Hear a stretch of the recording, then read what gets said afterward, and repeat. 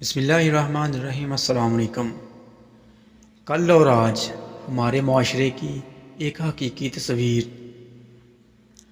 آج سے 20 سال پہلے جب گاؤں میں فوتگی ہوتی تھی تو ہمارے ماں باپ، دادی دادا گھر کے چولہے نہیں چلاتے تھے، ٹی وی ٹیپ ریکارڈر کو اٹھا کر صندوق میں ڈال دیتے تھے۔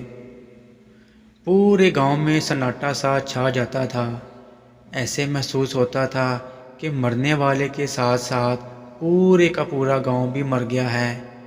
ہر آنکھ اشک بار ہوتی تھی۔ قبر کشائی کے لیے پورے گاؤں کے نوجوان اکٹھے ہوتے تھے۔ اگر میت کو رات رکھنا ہوتا تو ہر رنگ نسل برادری سوگوار خاندان کے ساتھ رات گزارتے۔ شادی بیاہ کی ڈیٹ جو مقرر ہوتی تھی اسے 1 مہینہ آگے کر دیا جاتا تھا، لیکن اور آج کے دور کی اگر فوتگی کا اعلان ہوتا ہے تو آج اکثر لوگ انا للہ و انا الیہ راجعون تک نہیں پڑھتے۔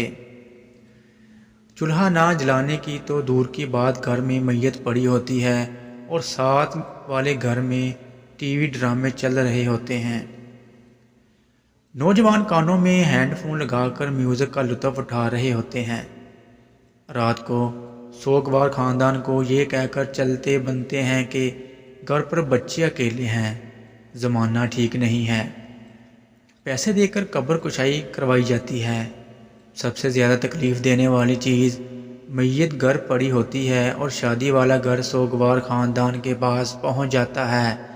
اگر آپ اجازت دیں تو دفنانے کے بعد ہم ڈھول بینڈ باجے بجا لیں، کیونکہ ہم نے بچے کی شادی کون سا بار بار کرنی ہے۔ اور اتنی ڈھیٹ بن اور سادگی سے کہتے ہیں کہ بندہ چاہ کر بھی کیوں منع کرے گا۔ پورے گاؤں پر کیا سناٹا اب چھانا ہے۔ محلے داروں کو نہیں پتہ ہوتا کہ کون مرا ہے، کس کو غلط بولیں، کس کی غلطی ہے۔ جب سے پیسہ آیا ہے رشتے بس بناوٹ کے رہ گئے ہیں، ٹائم ہی نہیں کسی کے پاس۔ دور کے رشتے اور دوست پاس آ گئے اور پاس کے رشتے بہت دور چلے گئے ہیں۔ نفسا نفسی کا عالم ہے، غیبت چوری کالا جادو عام ہو گیا ہے۔